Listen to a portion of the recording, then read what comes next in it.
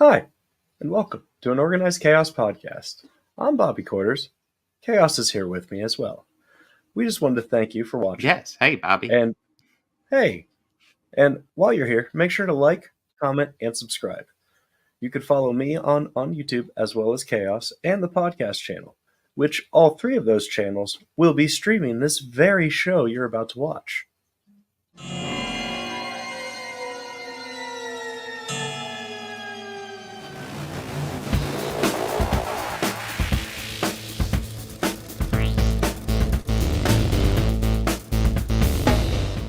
All these counselors start dropping dead, left and right. Heinous killings. Turns out, that kid who drowned the year before, his mother came back to that camp and exacted revenge.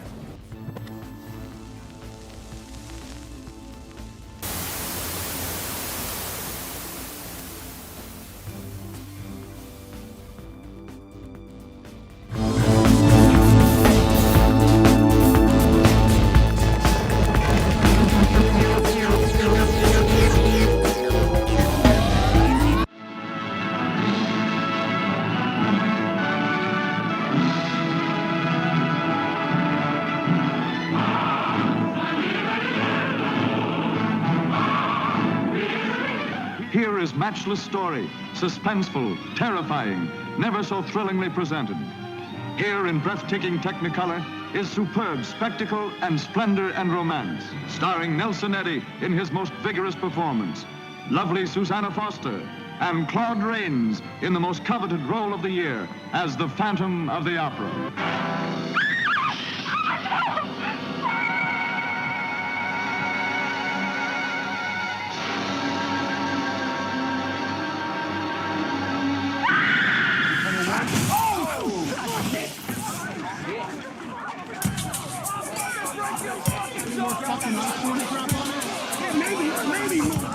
Okay, do we go again? I'm the producer and creator of Saturday Night. We're excited because there's never been a television show like this. These can't be the right size. Yeah, you're right. They should be a little bit smaller. And now, weekend update. Good evening. Gentlemen, how long have you been standing there? Long enough. NBC makes more money playing reruns of The Tonight Show. I mean, we're 90 minutes of live television by a group of 20-year-olds who've never made anything. Okay, so this is a bit. Your actors are missing. Have you seen John Belushi? Your crew is in open rebellion. Jesus Christ. Your kids aren't ready for prime time. We come from the East. What the hell are you? We're from England. England. That's probably why we seem so weird to you, man. This rebellion thing you're going through, I understand it, not completely, but I respect it. I am the future. I am the future of this great nation. Stephen, I didn't sell out, son. I bought in. I am Aladdin, and this is my lamp. I wished for you, and here you are. Bob was in love. You're like a poet, dude. 666. The mark will be on all of them. Oh my God!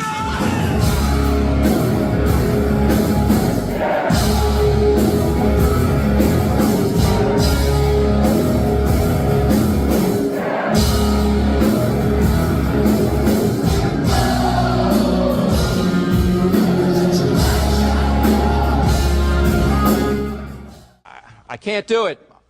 Okay. We'll do it live. Okay. We'll do it live. Fuck it. Do it live. I'll write it and we'll do it live. Fucking thing sucks. Thank you, Bill O'Reilly, for leading us in as he Yes, always thank does. you, William. Thank you, William. I mean, he's kind of a dick, but he does a great job leading us in. He sets the tone. He does. Be does. chaotic. He sets the bar very high. Yeah, no, Mikael, this is a kind of it's an odd selection. Bobby picked two of these, and then I end up picking one because I was interested in Saturday Night because it was a new movie, and I am a fan of Saturday Night Live, especially the older stuff. And I was like, ooh, that's interesting. And I like Jason Reitman as a director in general. As do I. Yeah, so we will be diving into that. And yeah, in case you guys are wondering, Terrifier 3 I thought I'd go ahead and pull up the numbers here. Terrifier 3 surprises at the box office. Joker 2 collapses to absolutely no one's shock. It looks like in the actuals, Joker 2 actually fell behind Beetlejuice. In case you guys are wondering about the what that means, it's Joker 2 in its second weekend made less money than Beetlejuice in its sixth weekend. Damn. So after 6 weeks, Beetlejuice is still making more money than Joker 2. Yeah. And this is its second week. That is devastating to Joker 2. In case you're wondering, yeah, the new movie we covered got number 7 with 3 million. But yeah, Terrifier 3. Bobby's seen the first one, and listen. Here's what I'll say: Terrifier is something that has been on my radar pretty much exclusively whenever I go to Horror Hound, because I never hear anybody mention it outside there. And like in horror, whenever I go to Horror Hound, it's like it's right there. People are talking about you hear it mentioned fairly regularly. You see quite a bit of art. Let me just say that. Yeah. You see quite a large amount of them, about on par as you would think you would see of Michael Myers and Jason Voorhees and Fred Krueger's there, which are a fair amount. I can at least say that we could easily turn it into a drinking game. Yeah. Like here's the deal. Well, if we go in and like just look at footage from walking in the back entrance, making that long corridor, and then making your rounds inside of the main vendor hall, the side one, and then just filming people in that main concourse, like from one side to another. You're at least in 5 or 7 before you even get past one set of doors. Let me just say, if you take a drink of beer and to reference one of the movies from this week, Salt Lake City beer, where it's 3.5%, take a shot of that every time you see Terrifier mentioned in That was in Horror 1985. You will die. You will. We don't know how better or great the percentage is in Salt Lake City from 1985. Yeah, but you would the movie.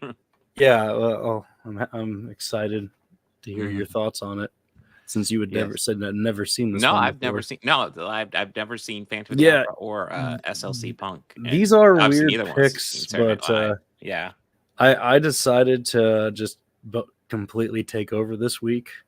Well, not completely, because I was the one that threw Saturday Night in there. Because at first my plan was just to take over this show with my picks entirely, and then he just slipped this one in, and I'm like, you dirty little whatever. Hey, I was actually I saw that movie. I was like, oh, that looks good. And I was like, it comes out in October. That's supposed to be like Halloween shit. But damn it, chaos. I guess so. This was my birthday show, and I was gonna make it all about me.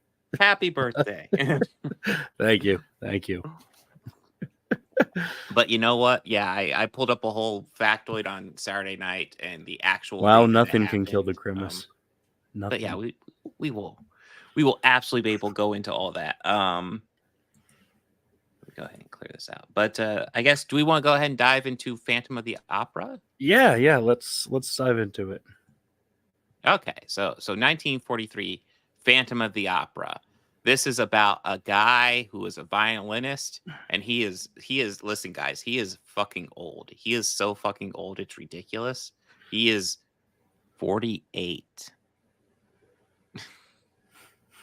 I'm not gonna lie, I'm kind of shocked that the way they kept on talking about him, like, oh god, he's so old. He's 48. Like, I know. He's 48. What the fuck are you guys talking about? And they're like, he said, like, my fingers don't hold the notes the same as they used to. We go, bro, you're 48. You've been playing for the opera for 20 years. Yeah. Like, it's. I don't think they. I assume they needed I don't think they needed to fire him, but shit. Yeah, no, it sounds to me like either there's a medical problem with him, or he just needs a break, or he just. Yeah, like either like maybe the opera should pay for him to get checked out. But yeah, the thing I find the most interesting, one thing I find amazing about this movie, first off, is just the set design.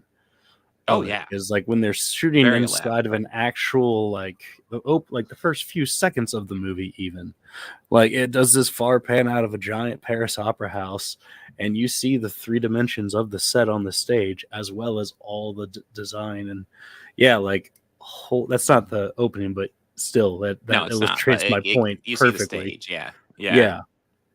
Like, goodness.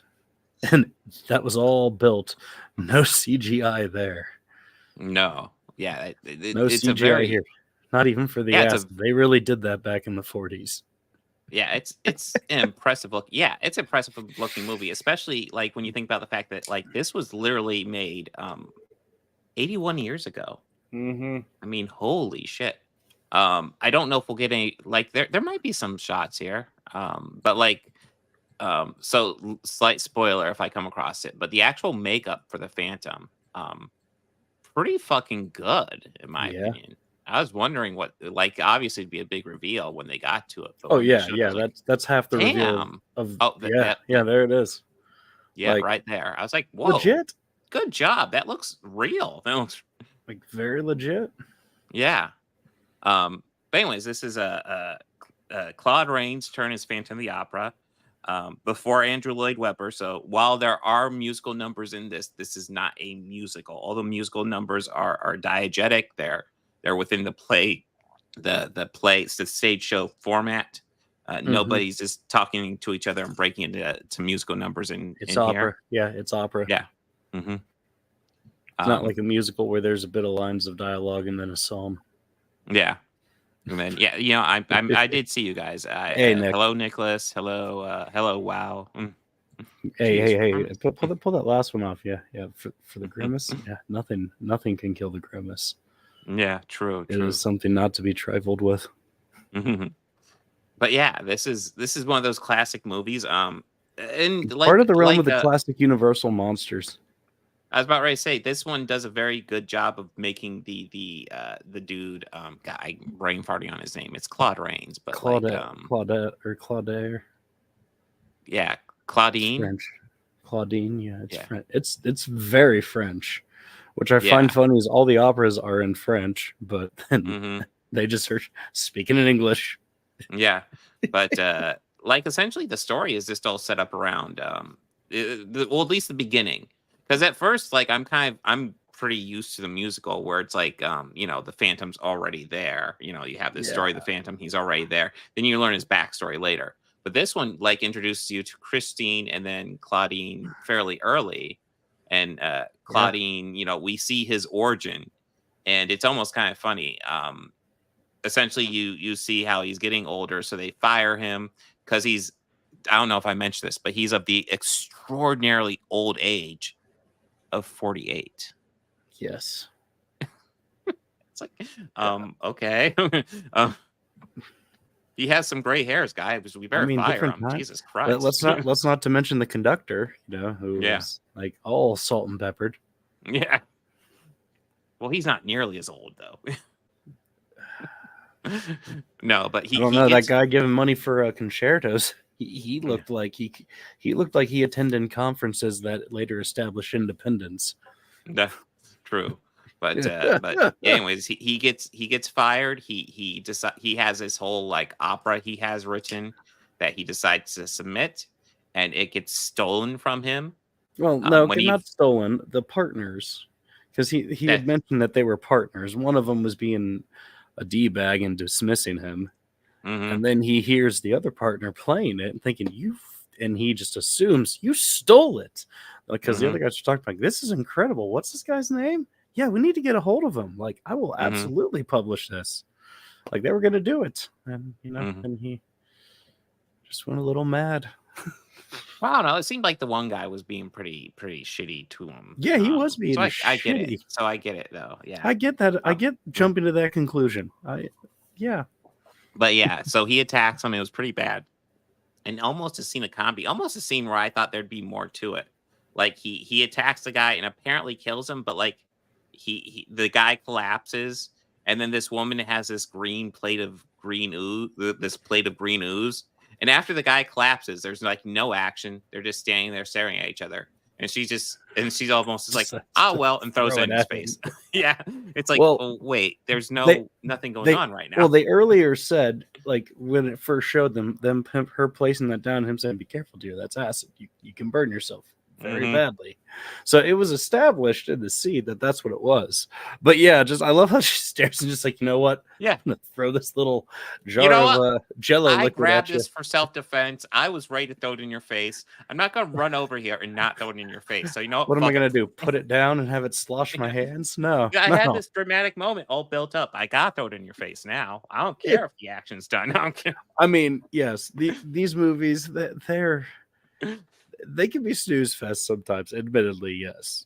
These early 40s ones, I but mean, there are moments they can I be will so say enjoyable. Like the the forced comedy origin in story this. wasn't snooze at all, though. I don't know. No, Like, the forced comedy in this was a snooze.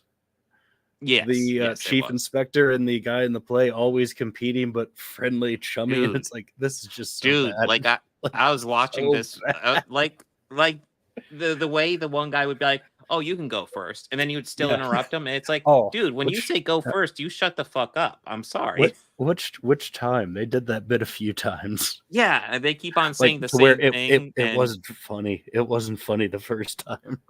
Oh no, the only But I time it imagine- got funny when Oh. was pretty much at the end. My No, daughter it's- and I were even talking about it because obviously she doesn't hook up with either of them. And it's like they decide to look at each other and lock arms. It's like, oh, are they hooking up? Okay, Oh, okay. that actually makes sense. So They're their perfect for friend each other. zone, they found their love. That's cool. Yeah. Yeah. This one beautiful still though romance has a to few of my begin. very favorite shots of all time. Like just things I think are cinematic gems. The one shot looking upward and you see him cutting down the chandelier. Oh yeah, Up in the ropes above the stage. Well, I mean, you kind of get it there, but yeah, You kind of, but the far one where you see the chandelier and this little figure at the top. Mm-hmm. Yeah, the first time in the layer, there's that guy back there who would have voted for. Yeah. There we That's go. that's yeah. money. That's money.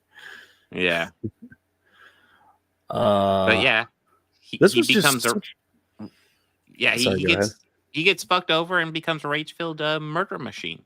and he kind of almost takes the impartment of the ghost, which I think the what was he, the theater manager guy who thought there was a ghost there, and hey, oh, you crazy, you goofy. They just kept dismissing it. Well, he kept on Yeah. doing this thing where it's like, because the ghost apparently had a long red beard and a big And a long nose. nose, yeah. And then Yeah. he later picked that exact type of mask. Yeah.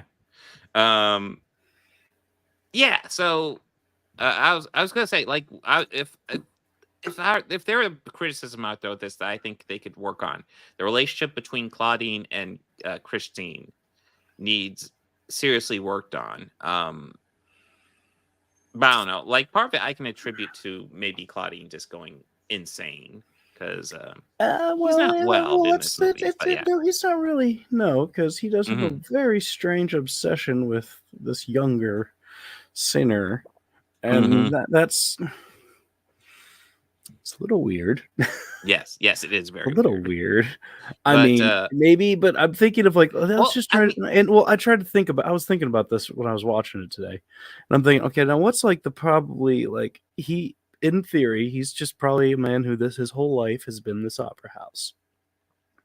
And he Okay. must probably genuinely sees like the talent that's there, the Mhm. potential that Christine has. So it could all just be coming from a genuine place. But maybe he's just been a bit too awkward of all of it, like his whole life. So that's the best way he can go about it. It's just going to be weird. I mean, He's paying for lessons for her without her knowing that he is paying for lessons by the top guy there. And I Mhm. think, okay, that's probably just something, but he should just like, hey, look, I think you're great, and I think you have more potential than you're letting on, and please allow me to do this for you. Mhm. But yeah, I mean, they keep insinuating that he's doing it just for her love, and it's like, no, he seems like he just genuinely believes in her. Yeah. I will say there is a thing with Christine in this movie where it seems like everybody is just really eager to just get into her pants as quickly as possible. And it's like, okay, I guess so. Yeah, overall, this is good. I Upon enjoyed rewatch, this. I noticed that. Like, damn, like, geez, girl, popular. She's about as popular as Miklo in prison. But yeah, this is just a cool little horror movie. I think Claude Rains does honestly, he's the best. He's the one that kind of captures the whole movie for me. Like essentially, Yeah, he has some. I think the pretty movie's better when awesome- he's on screen, mask or not. Awesome. Yeah. Yeah. Like he has some pretty awesome scenes in this. You know, the whole origin is awesome. Even like these shots of like underneath in the sewers underneath Paris, like just awesome, beautifully lit, just beautifully lit. And These I'll are be honest, obviously I was from used to watching these movies in black and white. So when I saw it like this was in color, I was like, wait, did I accidentally grab a colorized version? I was like, no, they were advertising it's in Technicolor. Okay, it's a color movie. All right. It's one of the first ones they colorized. They're shot in Technicolor. And the colors are also very vibrant in this. Very cool looking. Yeah, but I enjoyed this. Okay, good. I'm happy to hear that. This has like always been one of my top favorites, like in my top 3 of the Universal originals. Nice. And the other 2 I of can my see top. that. I mean, and the other 2 in my top 3 we watch next week. So, ooh. Oh, what do we have lined up for next week? Next week, when we're covering 2 monster movies that week, I believe. It's Invisible Man and Creature of the Black Lagoon. We're getting more Claude Rains. Yeah, I'm getting more Claude Rains. But hey, if you're like watching on YouTube and you're watching on either the Organized Chaos channel or the Organized Chaos podcast or even the Bobby Quarters channel, whichever one you're on, subscribe to that one, like this video. And while you're at it, subscribe to the other channels as well. Do all the algorithm things. It'll help us out. The like is incredibly helpful to us. Just a little thing that takes you a second. Helps a lot. And it's super cool. Yeah. So then we'll go ahead and kind of throw in the middle. We'll throw in the middle my pick, which was Saturday Night, a movie that I didn't really know was coming out. But then I saw a trailer. I was like, oh, I did. I didn't realize it was coming out this quickly. I thought it was going to be like a Christmas time one, like maybe November. Because for some reason, whenever I think like something Saturday more Night designed Live, for award seasons. Yeah. For I don't know, for SNL, for some reason, the one go-to for me is always like Thanksgiving. Because I think during Thanksgiving, they've always just had the best episodes or moments or skits from the show.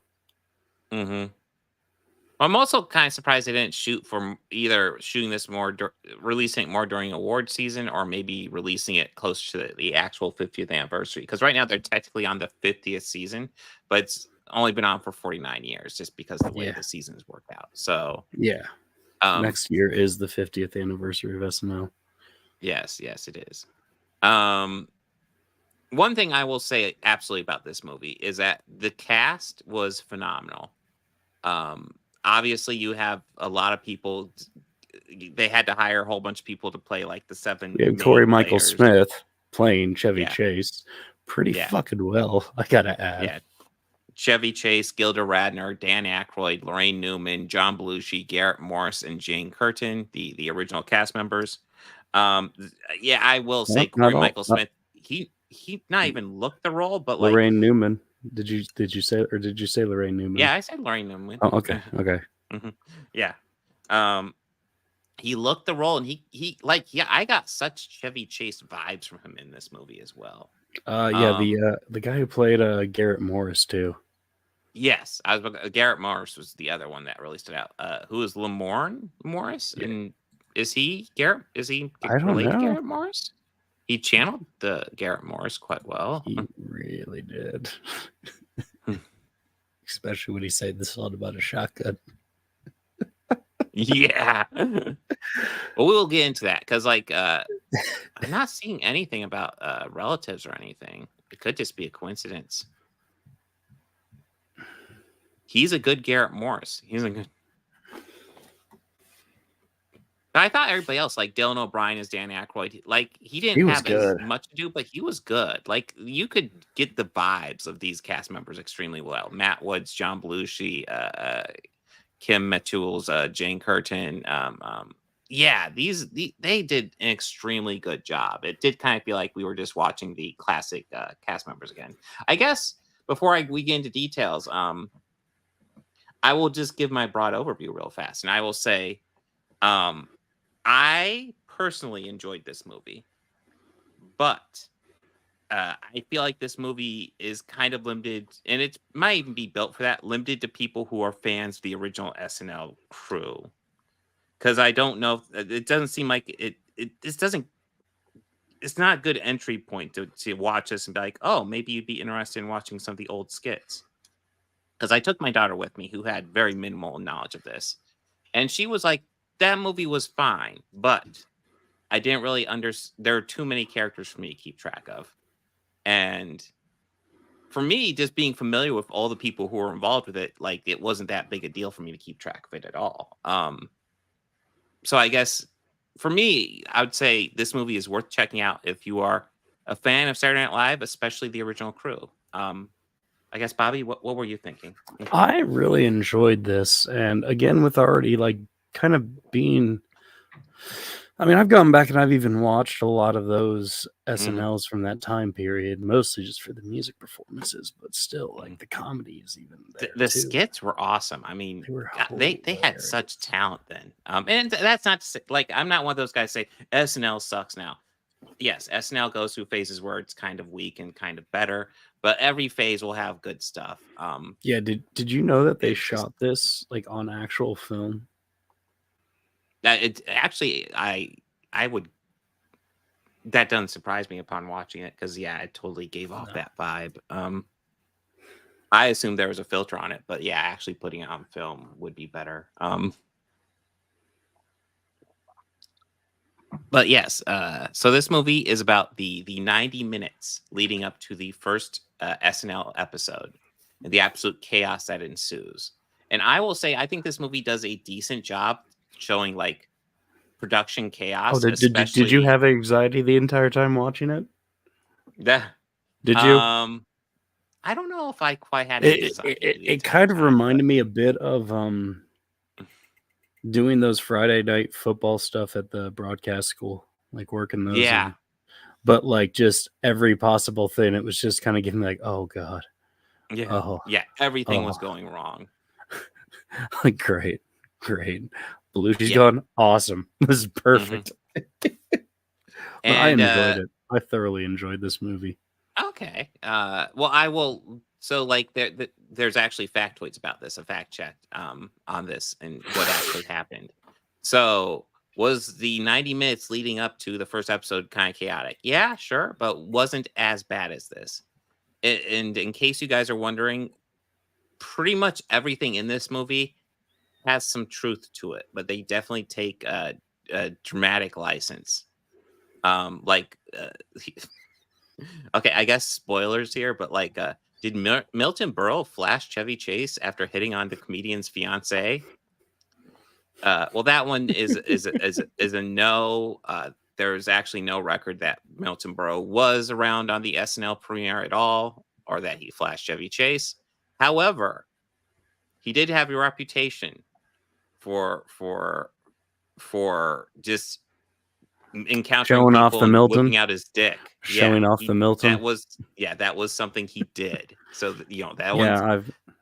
I guess he and did that LBJ exactly had happen? a lot to, no, him and LBJ have a lot in common. Yeah. And then, here's one that I thought was interesting. Was Lorne Michaels the original Weekend Update anchor before turning it over to Chevy Chase? Which is something that shocked me, because like they do that bit where like Lorne Michaels is sitting in for Weekend Update, and I was like, wait, I was actually confused. Like, I was trying to remember. Wait, did Lorne Michaels do the original Weekend Update? And I was like, wait, my first that thought doesn't was, seem right. I don't remember that. Wait, was he appearing on camera that early? That was my first thought. Was he appearing on camera that early? And then after a few moments of thinking, I was like, wait. Weekend Update started with Chevy Chase. That wasn't Lorne Michaels. And then like I'm hearing, I went, no, these are things Chevy did. No.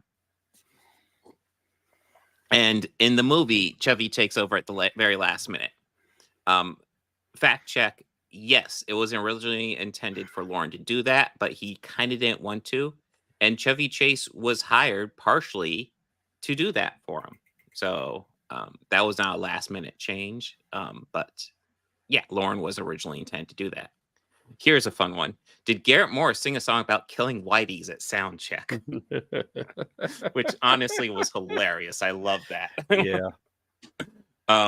Although there's no stories about Garrett Morris singing at the show's first sound check, he did perform the song from the movie on SNL itself in the first season. So it is a song he did, but no, he didn't do it on the sound check for this first I know that episode. he's actually sang it before, but I don't think that was it either. It would have been a bad time to sing it when you have a whole bunch of producers there just ready to all the act your executives, show. all the executives thought it was funny.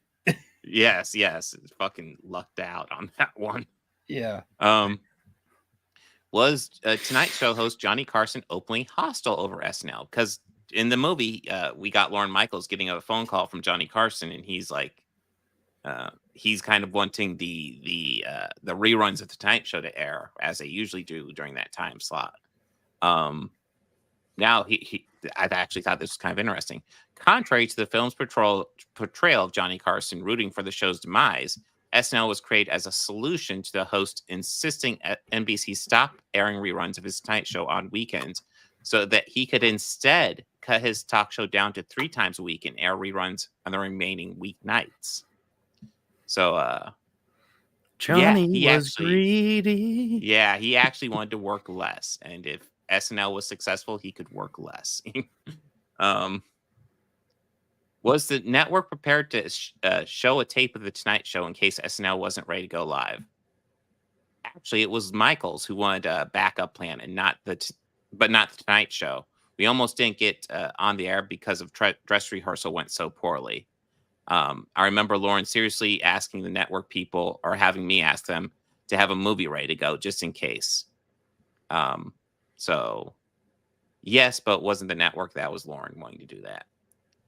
And here's actually one of the more interesting ones. Did John Belushi refuse to sign his contract until moments before the show went live? So throughout this, like, they keep on talking about how John Belushi's there. He's like doing auditions and stuff. He's getting ready to go, but he hasn't signed a contract, and he can't like go live without contract. Like, it's like you got to work on stuff.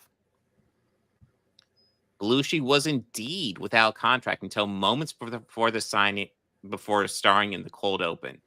Michael's manager, Bernie Brillstein, recalls from live from New York that 5 minutes before they went to air, Belushi was sitting on the bench where an associate producer was begging the comic to sign his contract, or else NBC would not let him go on. Brillstein says in a book, "I just happened to walk by at the time. I didn't really know John well at all. I couldn't believe NBC in its stupidity was pressuring him at such a time." He said the comedian asked him whether he should sign, and he replied, "Of course," before lying that he helped write, that he had helped write it.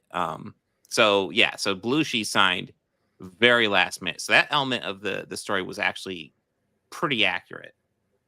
And then, was Lorne Michaels' wife, Rosie Schuster, having an open affair with Dan Aykroyd?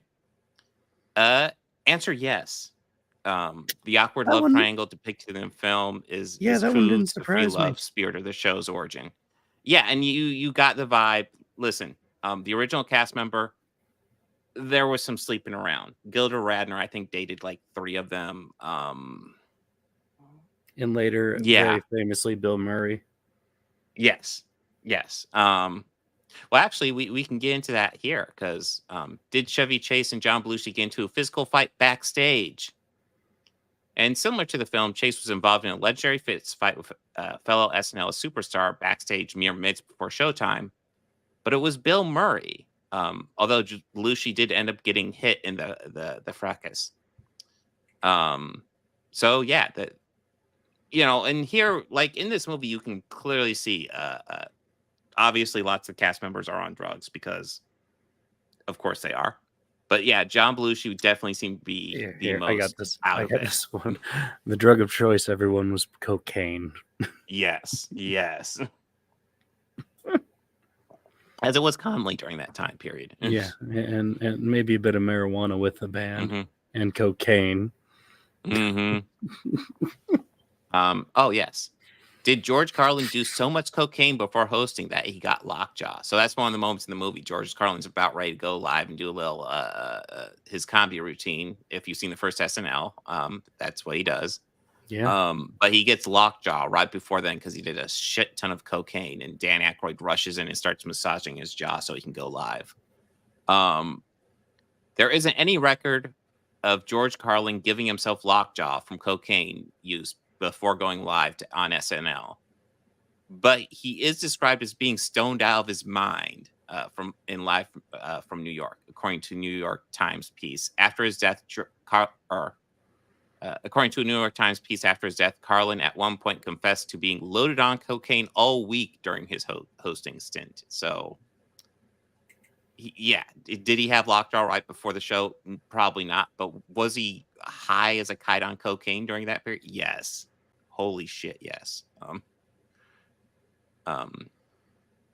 Was Chevy Chase cored to replace Johnny Carson before he'd even been on one episode?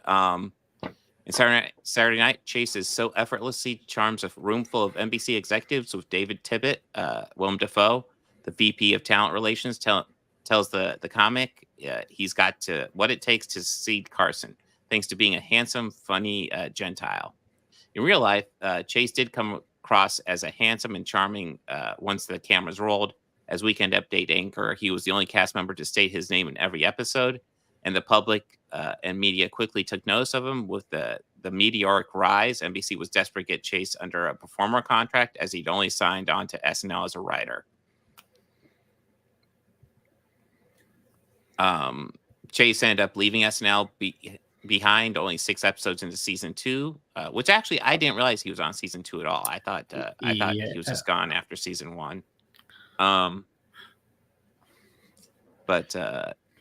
Yes, for a successful film career. I know there was talks of him doing talk shows, but I don't think they definitely didn't bring up the Tonight Show. I remember. Well, he later had a talk show, the Chevy Chase show. Yes, the Chevy Chase show, a famously very successful show that went on for many, many years. Better than Carson. Better than Carson.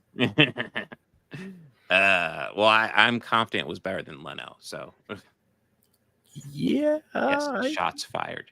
I used to watch Leno, but you know what? Learning that he's a dick, fuck him. Yeah, I'm tend to agree with you. Was Dan Aykroyd embarrassed by wearing short construction shorts in the construction worker sketch? And they have that here. I'd play it if it wasn't copyrighted. It's actually a great sketch, and you see him rehearse it in the movie. Although there's no evidence that Aykroyd was self-conscious about strutting around in a pair of denim cutoffs in front of the cast and crew, but the sketch he's shown rehearsing in the film itself is real. So in case you're wondering, that sketch is kind of classic. I'm kind of surprised it's not listed on more classic reels, because I like it. I was vaguely familiar with it, but like rewatching, I was like, God, that's clever. Like here's what's funny about it is, like, I have like a few of those best of like SNL DVDs. Yeah. And I have Gilda's. It's on Gilda's. It's not on Dan's. Not on Dan's. On Dan's, yeah. And there's the ones on Dan's are great. Like he has the toy salesman where you're selling Johnny Spaceman, which is essentially a giant plastic bag and a rubber band. George Carlin was brilliant, Andy. I 100% agree. Possibly my favorite stand-up comic of all time. How about that Lenny Bruce comment? Shots fired. Michael O'Donoghue. And I was like, I remember from watching the National Lampoon's movie. It's like, apparently Donahue was a prick to everyone at SNL, just like he was at National Lampoon. Mm-hmm. Yeah. That one was just like, oh, Carlin, I'm surprised you're not going to hit him. So the hard hats, go back to the hard hat sketch on SNL. I recommend checking it out if you guys haven't seen it. It's like 4 minutes long. All it is you have a group of women construction workers, and Dan Aykroyd comes in scantily clad, and they are ogling him, and he's like, "This is uncomfortable." He's like, out of him. And they're like, "No, man, you love this. He's just acting shy, man. He's loving this." It's like, oh my god, it's a great role reversal, and I think it's actually surprisingly progressive for like being done in 1975. Yeah. So, damn. Yeah, it's awesome. Did the cast torment Jim Henson and his Muppets, including hanging Big Bird? So yes. I don't recall how long the Muppets are there, but the Muppets are definitely there the first episode. Because it was just all over the place the first episode. You have stand-up comics, because George Carlin, he was going to do a sketch, but like it got dropped, and they had issues with it anyway. So essentially he just does like 2 stand-up comedy routines, and then there's 2 musical performances, and there's 2 bits with Muppets, and then the rest is just sketch comedy from the crew. But yes, Jim Henson was kind of part of the crew for the initial one. Saturday Night treats Jim Henson as a punching bag for the cast and writers, who bully him by making him wait for his script and hang Big Bird from his dressing room door. God, yeah, I'm sorry, like it was such a dick thing to say about Big Bird, but I laughed pretty hard at it. I laughed pretty hard at it just because I pictured it, and it was really funny. So yeah, the head writer Michael O'Donoghue. And immediately I was like, "Oh, that's O'Donoghue." Yeah, he is the Big Bird's hanging outside the dressing room door, and Jim Henson's like, "Oh my God, who hung Big Bird?" And he comes in, he's like, "I'm so sorry to hear about Big Bird, huh? Autoerotic asphyxiation." It's like, and then it's just, that was O'Donoghue. Yeah, just like, damn. Another thing I want to talk about this movie that I thought was hilarious. O'Donoghue, like, essentially wrote the script, and they have this like Christian supervisor going through and editing stuff. And she asked, "Hey, what's a clam diver?" And he's like, "A person who harvests mollusk." Yeah, I might have been the only one laughing in the theater at that one. That's like, yeah. It's like, remember he came from Lampoon. Yeah. No, but yeah, she keeps on asking about these terms, and it's like, oh my God. It's like, what do you have the characters doing? But anyways, yes. Although it didn't play out in the moments before the premiere, it is true the writers hated coming up with material for Henson, and did once hang a toy version of the beloved Muppet. Whoever drew the short straw that week had to write the Muppet sketch.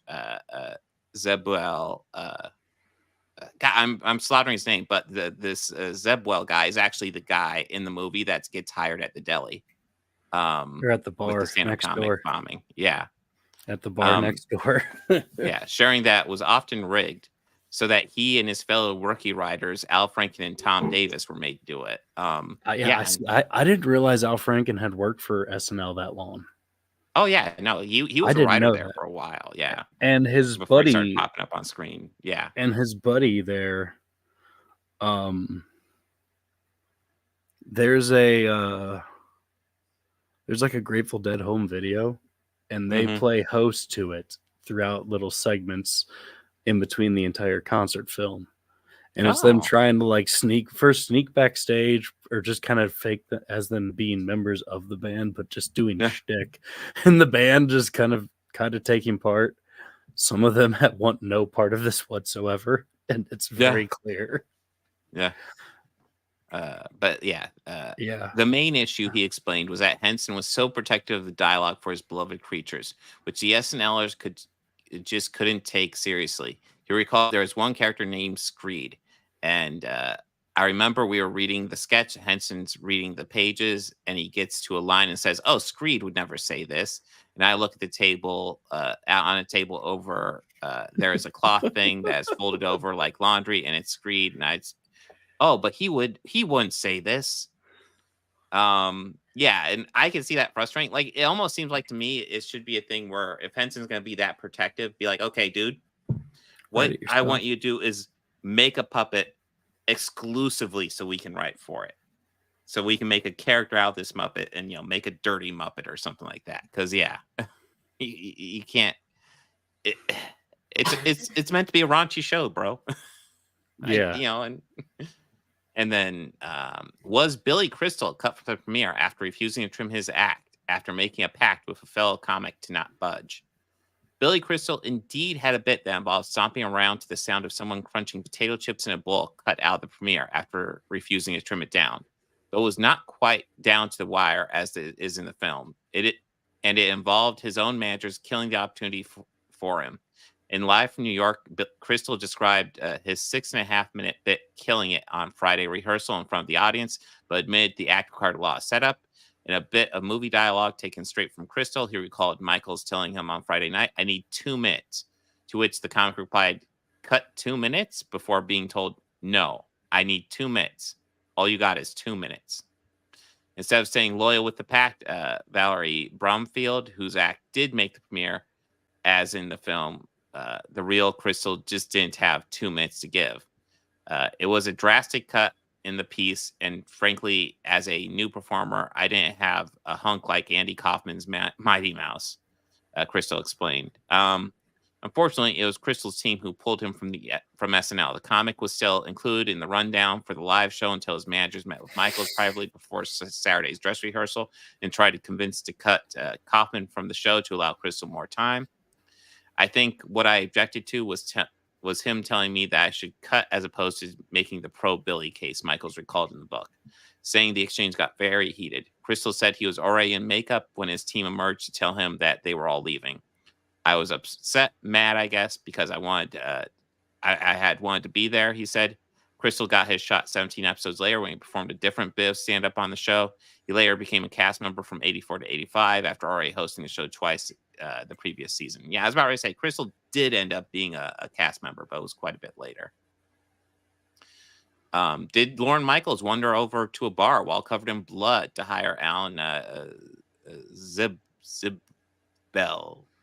on the spot just before the first show? Yes. He got hired. That's wild. Yeah. Now, it wasn't quite right. Zibwell was the one actually doing the stand-up comedy. It was kind of bombing, but Lauren kind of liked the material, essentially. And I don't actually think it was right before the show. Hold on. He did get hired, showing Michaels a list of jokes he'd come up with for low-paying stand-up gigs that got him the gig writing for SNL, but did not happen less than a half hour before the premiere, while Michaels was covered in fake blood from the Julia Child sketch, which I showed my children that sketch after we got home, because it's like, that sketch is classic. If you haven't seen Dan Aykroyd doing the Julia Childs thing, yeah, you got to check it out. It is cut the dickens out of my hand, and it's just it's just going all over. It just oh, that is hilarious. Yeah. The comic said in a 2004 interview that Michaels approached him to say his material was not bad and asked to see more. 2 days later, they met up again and presented the showrunner with 1,100 of my best jokes. But Michael hired him after reading just the first one. That joke was later used in the premiere episode and is the joke Zibwell gives to Chase in the movie. The post office is issuing a stamp commemorating prostitution in the United States. It's a 10-cent stamp, but if you look at it, it's a quarter.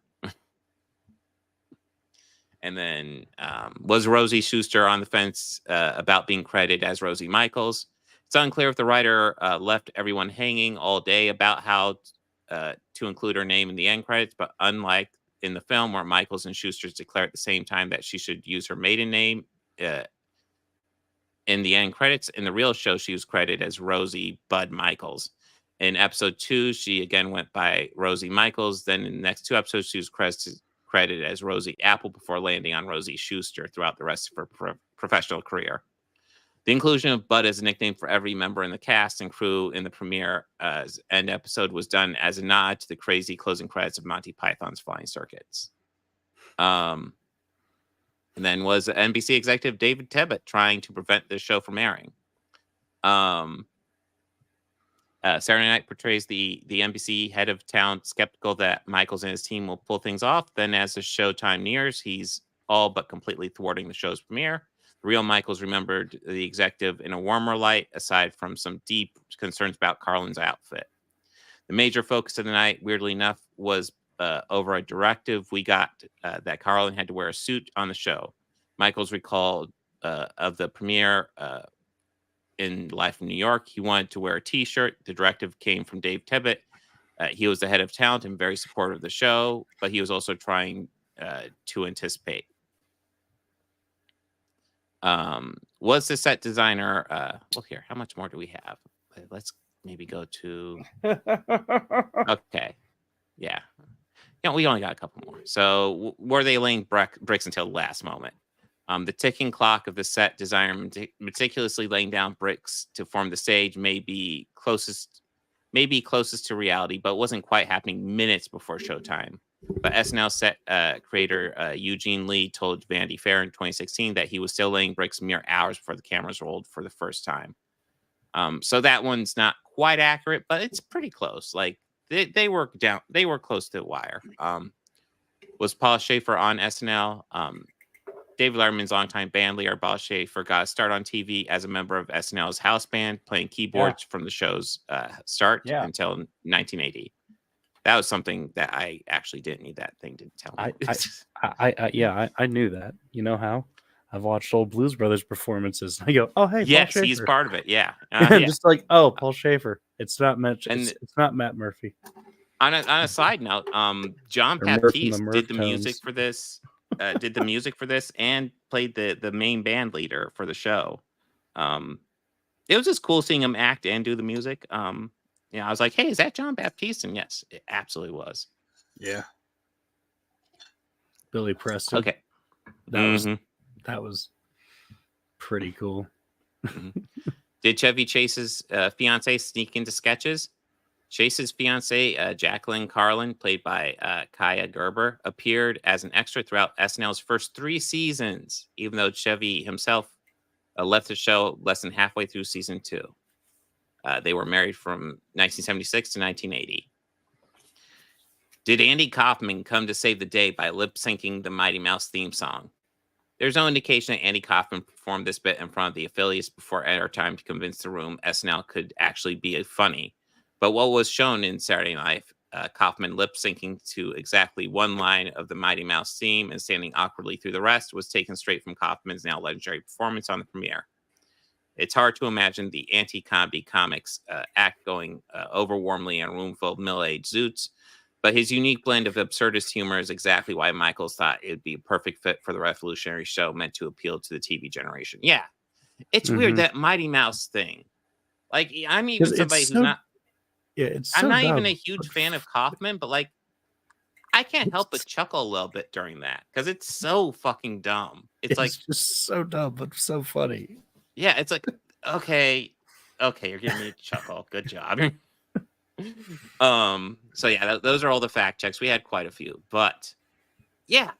I was told there weren't going to be fact checking. Oh shit! I'm sorry. I excuse me. I was told I'd be able to lie my pants off. Yeah. It's like, yeah, no. Anybody who knows actual shit, just a donut, whatever makes sense. But yeah, fantastic cast. I Hey. think Jason Reitman did a good job here. Yeah, Jason did a great job. But yeah, like I said, I think if you're not super familiar with the crew of Saturday Night Live and kind of the old bits they did, this may not be a great introductory, but like if you are familiar with that type of stuff, I recommend checking this out because this is like fun, like background, and like I just went over, like there's a couple of things they kind of flub with, but for the most part, everything in this movie happened. It's just not 90 minutes before the premiere. Yeah. But yeah, I think they did a good job kind of dramatizing 99% actual events into this, and I thought it was a good movie. I enjoyed it thoroughly. Anything you want to add, Bobby, before we go into your birthday pick? My birthday pick? No, this was a good movie. Like I really enjoyed it overall. Like the film, it being shot on actual film, I think was like it did give it a good like feel. Like it almost felt like the way a movie might have been shot like back then almost, which I think was a good vibe to go for. Yeah, I appreciate this movie.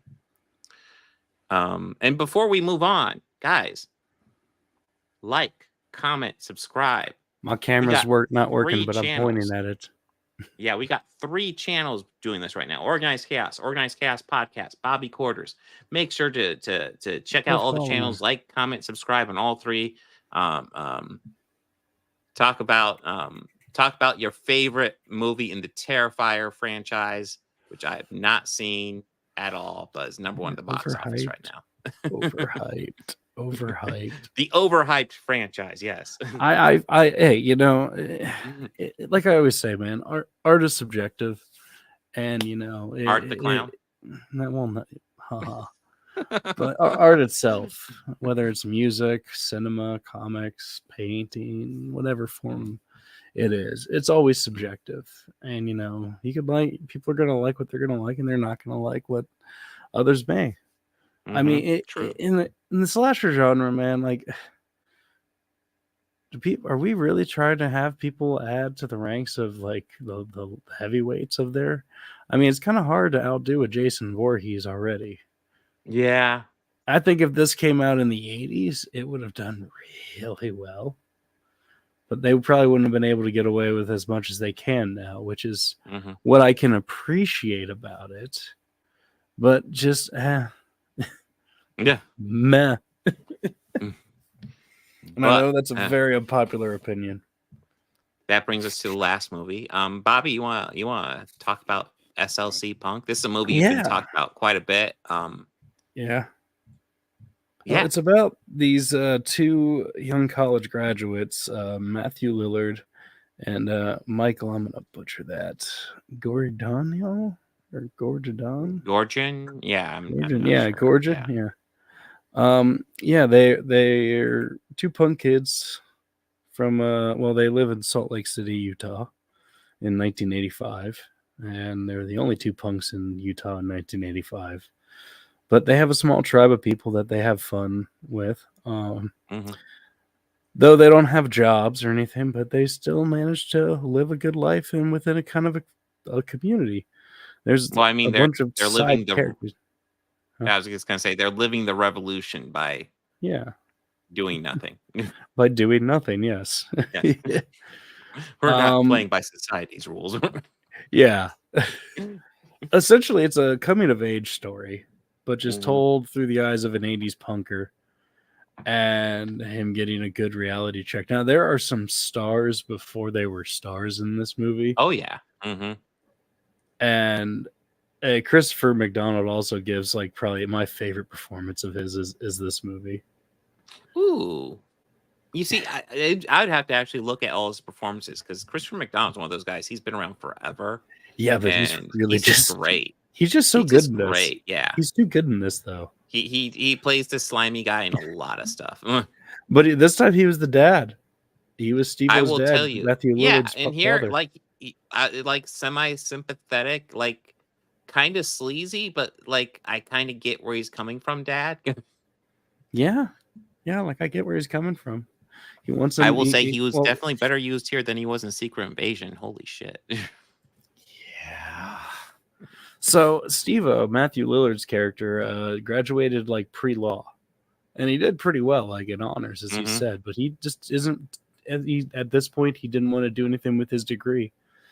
Bob, I think he majored in chemistry. Huh. Because they mentioned that in dialogue. So yeah. He and Steve-O and all of it. Well, let's go with some of the friends there. There's Jason Segel, who plays Mark, who looks like a nerdy kid, but he is apparently the most. He's Mike. Mark is the older guy. Yeah, Mike. That's right. Yeah. Well, yeah. Dude, Mark's Jason Segel is so young in this movie, and I but was like, is isn't he like my age? And this came out in '98, and yeah, this came out in '98. He was born in '80, so he was 18 when he did this. And it's like, yeah, he's a baby. Yeah. So, but he also just plays like the biggest hard ass out of all of them. Yeah. Just like the guy who, just looks like a total just bookworm nerd, like pastel polos, but like just freak out on you. Oh. He will beat anyone's ass who messes with his friends. Yes. Like unmercifully beat that ass. Mm-hmm. Absolutely. And he could snap it on quick. Let's see. Briefly, we meet Sean, Mm-hmm. Sean is played by Devon Oh, yeah. Sawa in this. Sean used to sell paper. Well, it was sun. acid he got high Yes, it on. was acid. Well, it was acid is what he sold, but he was running from the school cop in about, I think they said over 30 hits, or was it 100 hits dissolved into his leg? Yeah, essentially he had some in his back pocket. His I don't pants think got that wet would and they actually. just dissolved. I also don't think that's how that works, but for storytelling purposes, yes, okay. Mm-hmm.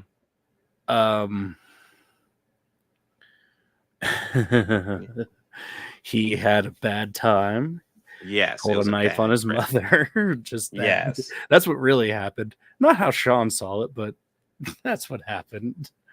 Well, I mean, it was all flooded and stuff. And I will also say how this movie films like stuff like that, and like when they get high with, it's not even so much how they film it, but how it's edited. Yeah. It really adds to how like disconnected and fragmented their memories and their ideas of how things are happening. And even when we see the one, even when we see the one happening in real time, it does that. It does this too, because there's two like drug, I guess, scenes, and I think like that is as accurate as they could do. Yeah, for probably having a bad time on it. Absolutely. Yeah, and that is telling a little, but still, that was like probably the closest they could get to showing that on film. Oh gosh, yeah. There's Till Schweiger from Inglourious Basterds, and he was in something else that we watched recently. What was he in that we watched recently? He played a bad guy. That whatever that is with the Caesar.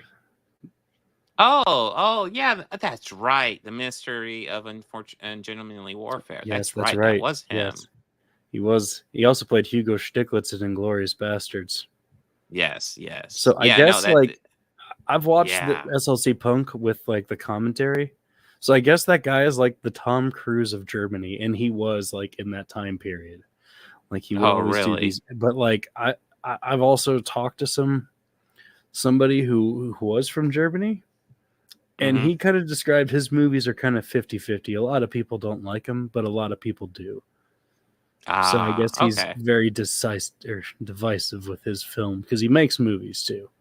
But in this movie, he just plays an absolute lunatic. Yes. Oh God, he's kind of terrifying in this movie. Yeah, he's kind of terrified, but also he's kind of my favorite character too. He has the best philosophy. Yeah. Has a rough night, has an awkward night, pulls a gun on some friends. You know what? Let's go steal a car. Yeah, let's go steal a car. That sounds like fun. Then shoot at it. No, Mark is crazy, but so this is just pretty much the days in their lives, and Steve-O goes through a whole self-discovery throughout the whole movie, and it's interesting because Matthew Lillard will talk a lot as the character. He'll talk to the camera as if he's talking to you. Like there's the first scene is like a party, and it's almost as if he's introducing you to everybody at the party, and you're just kind of following along with him having a conversation. And then in parts, you're just kind of watching everything play out as if you were in the room the whole time. It's very interesting how this is well done. How the story, how all the visual storytelling that's going on this along with the plot, because there's a lot going on. But I find it interesting how he's talking a lot to the film or to the audience, where it's kind of like he's almost talking as if he's presenting a case. In court, and he does this in the dialogue does this directly a few times, like when they're talking about the different classes within the 80s, or the punk's mortal enemies is the rednecks, and you know, the rednecks beat the crap out of the heavy metal guys. The heavy metal guys beat the ever living shit out of the new waivers. Yeah, everybody beat the shit out of the new waivers. Yeah, they were the new hippies. But yeah, no. Well, you've never seen this before, right? You No, had I'd never never seen. sat down and seen it. I've heard so Okay. many things about it. In fact, Okay. there's bits of this movie I realized I had absorbed through cultural osmosis without realizing I'd absorbed it through cultural osmosis. Like Heroin Bob. Yeah.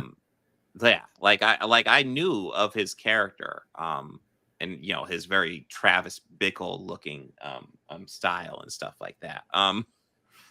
Uh, yeah, like I was familiar with that, and then when he died, it was spoiler. When he dies, I'm like, oh yeah, I think I knew that happened too.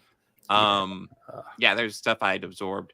But what I love about this movie was the evolution of Steve-O, honestly. How you're following him around, and he's talking about there's punks and there's posers. The posers are so fake.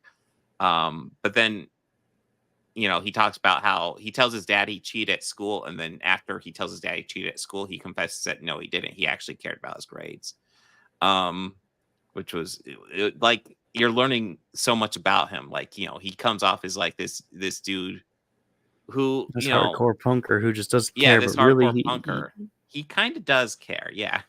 And then needs like to kind of grow up a little.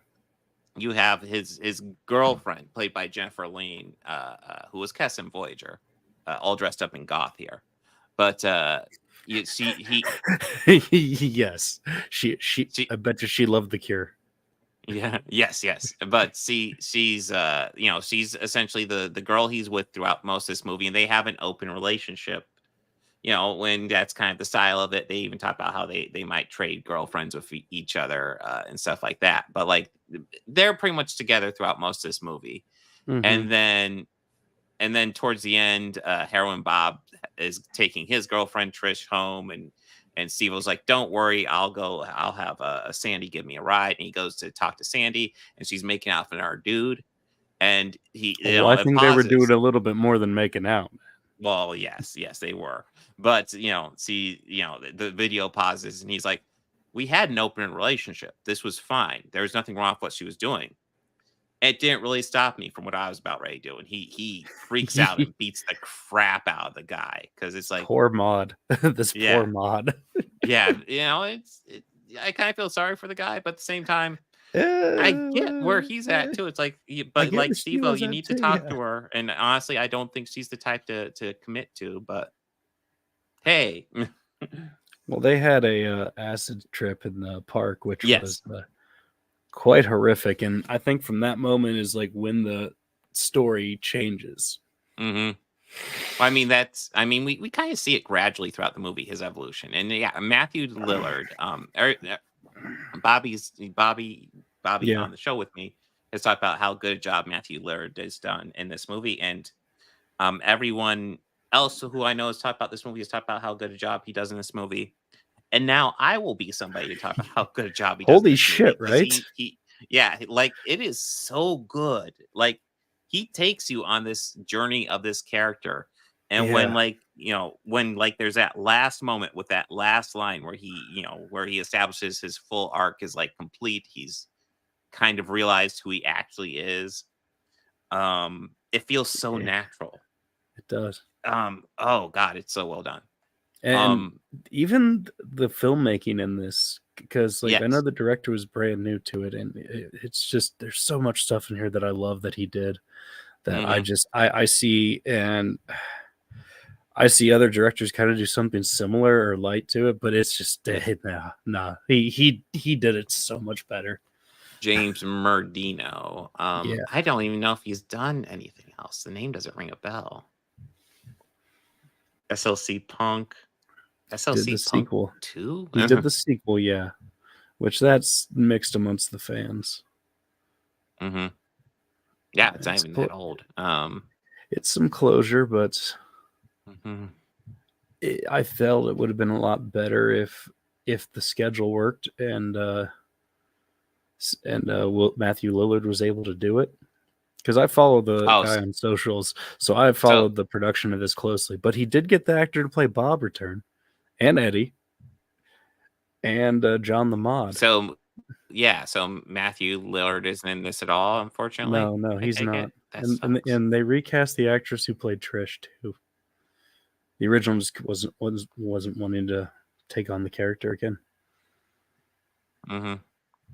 or something. And I like get that, not yeah. recasting Steve-O because Matthew Lillard really makes that his own. Adam Pascal returns, which I think Mhm. SLC Punk was his first movie. Oh, won't surprise me. And Yeah, he's lots of these guys are great. really baby faced during this. Yeah, I just kind of rewatching and going, wow, Adam Pascal is baby faced. Look at that. Look at that. Mhm. He can't even grow a beard right now. No. Yes, yes. Mark holding up there. There's a movie on there. Yeah, Mark is very rich and he likes to show stuff off. I mean, overall, Mark Yes. would be a good friend as long as you get him on a good night. Yeah, I was about ready to say he's fine. Like hell, there's that moment where they're just at the party and he's like, "Hey, I have extra pot. You take it." And it's like, "Damn, Mark, nice." But then he freaks out later. Then he later pulls a gun on Bob Mhm. and apologizes Yeah. again. They steal a car. Yes. I mean, I've only seen him this act. Till Schweiger, I think, is his name, or Schweiger. Yeah. Or Schwilger. Yeah, it's very German. But Yes. I'd have to say this. Hugo Stiglitz and his role in Ungentlemanly Warfare. Mm-hmm. Yeah, that'd be like for the 3 films of his I've seen. Yeah, He does a good job in all 3, man. Yeah, Mark is number 1. It's interesting that Mark's the one that you hate the least of the bunch because the other 2 are literal fucking Nazis. This is just a German dude who has issues. Yeah. But I'm happy that you enjoyed this. What'd you think of the soundtrack? How much of it did So you know I and did recognize? enjoy the soundtrack. I mean, that's the better question I think I should ask. The one I recognized immediately was Mother of Pearl. I figured you would recognize Roxy music. Did you not recognize Lou Reed? You didn't recognize Velvet Underground when they played it? No, I'm not. I'm less familiar with them. What I find funny is that if you know at one point they mention he mentions about the music. Some say it was the Sex Pistols. In London, was it the Ramones and the Velvet Underground in New York? It's the Ramones. He's like, who cares? You started it. It's music. I don't care who started it. I don't give a shit. There are Ramones songs and the Velvet Underground songs on this soundtrack. So. Yeah, I think. Hey, I recognize Rush. Oh yeah, and Hot for Teacher, of course. Yeah, Rush. Yeah. What I find funny is even when they were kids, they didn't like each other touching each other's stereos. Yeah, it's like even like adult Bob, hey, quit fucking with that stereo. When they were kids, don't touch my stereo, Bob. Yeah, actually, there's some good stuff on here. I wasn't even remembering. Yeah, there is some really good stuff on the soundtrack. This movie overall is this is definitely one of my top personal favorite films of all time. Like I can see why, honestly. Yeah. Yeah. It's a good story. I have to let it sit with me for longer, but yeah, it's like and I think it's a great character piece, honestly. Yeah, it's something that I say you could learn more about, or you get something new from it every time. Or you find something else that you appreciate in it. Yeah. Ironically, this time it was it's a lie. It was a safe scene. It was the scene where they beat the crap out of those Nazis under the bridge. Yeah, it was like, oh, that's right. They brought bats. Good guys. Smart on you. But yeah, I thoroughly enjoyed this. So I guess that liquor store still exists in Wyoming. Oh, I didn't even realize that was an actual. I guess it makes sense. Yeah, they went to a liquor store and at one point because Utah, there's a religious oppression going on in Salt Lake City. I mean, surprising, but apparently they was it 3.5 was the highest percentage of alcohol of the beer. Yeah, which is lower than the normal, which is about 5 points. But they said the only way to get it is to go to a state-run store, which that scene, yeah. where there's cops, where the cops will send their buddies after no matter what, or they could just drive to the next state over, Wyoming. Mm-hmm. There's some lady in there having a Yeah. conversation of something that I swear that I'm hearing nowadays.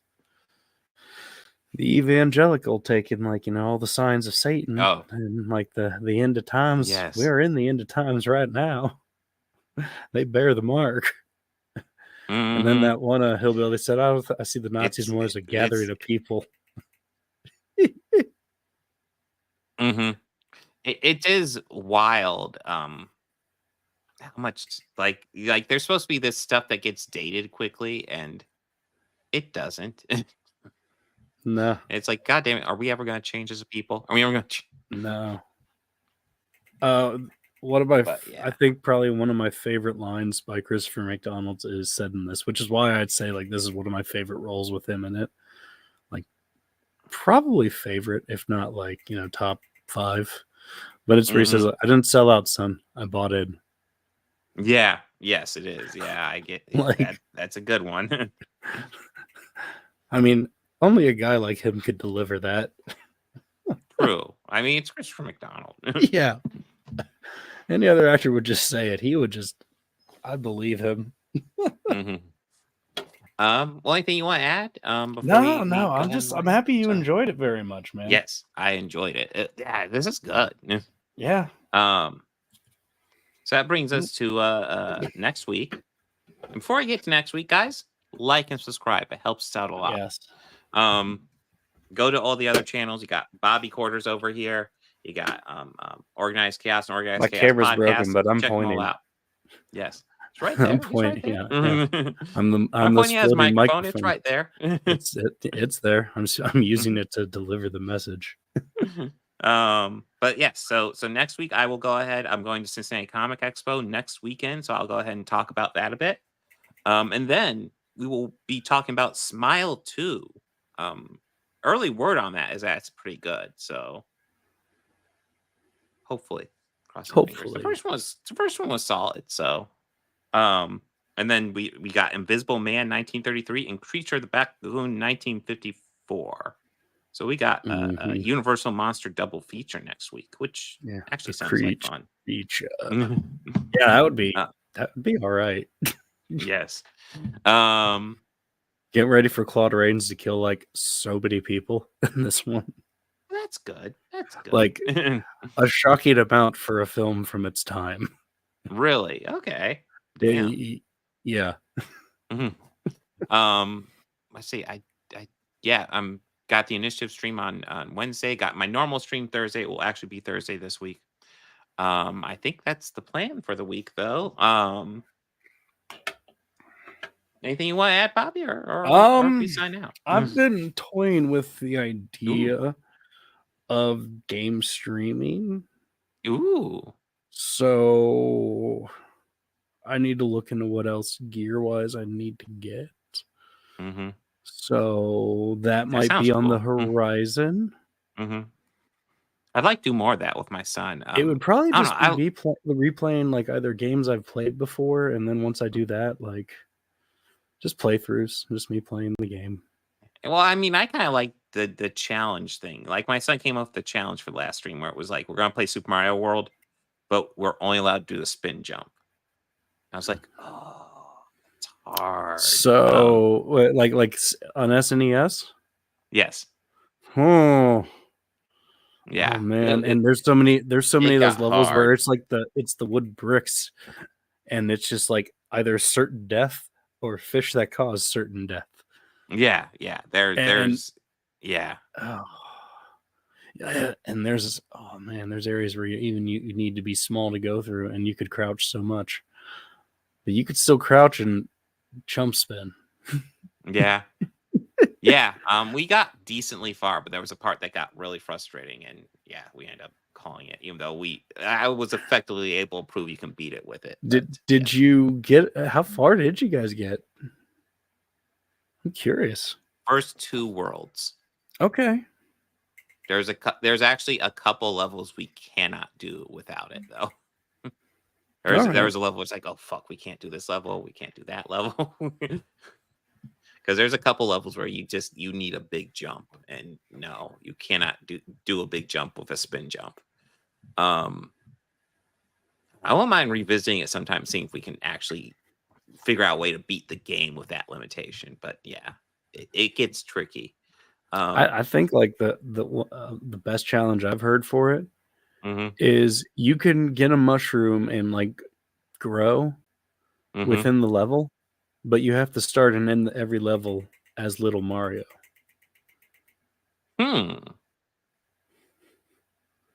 That's an evil. Yeah. Like you could be at the end and go, I need to find a villain. Just hit me once, please. Or you just stay Little Mario and don't go for power-ups. Ooh. That sounds like fun too. That does sound like fun. That sounds like fun from the original Mario. That's like all right, challenge accepted. Yeah. But yeah, that's all the stuff happening, guys. That's like, subscribe, do all that. Yeah, like, subscribe, all 3 of the channels, do the things. It'll be good. It'll be good for you. It'll make you feel good. You'll get to know where this is coming from 3 different sources. See ya, Andy. See ya, Andy. And party on and be excellent to each other. Take care.